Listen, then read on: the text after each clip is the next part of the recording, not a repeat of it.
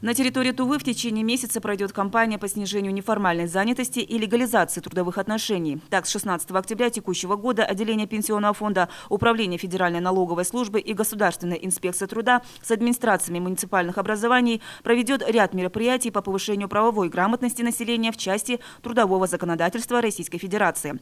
Согласно плану, в центрах занятости населения начались дни открытых дверей. Кроме того, ведомство проводит консультации по телефонам горячей линии 5 67 50 2 61 86, а также посредством выездных встреч при обращении граждан в органы местного самоуправления. Помимо этого, службы занятости совместно с администрациями районов проведут информационно-разъяснительные работы по действию закона Республики Тыва о дополнительных видах услуг для личных, домашних и иных подобных нужд, доходы от оказания которых освобождаются от налогообложения среди населения муниципального образования. Также на территории республики межведомственные и муниципальные комиссии по легализации неформальной занятости усилят работы в части выявления недобросовестных работодателей путем рейдовых мероприятий. И о курсах валют: доллар стоит 57 рублей 9 копеек, евро 67 рублей 30 копеек.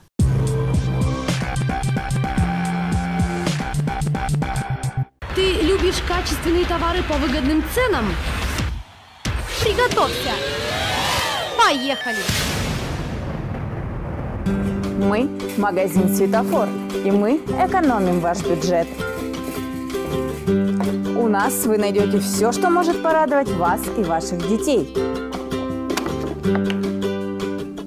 Свежие продукты, кондитерские изделия, молочная продукция, бытовая химия и многое другое.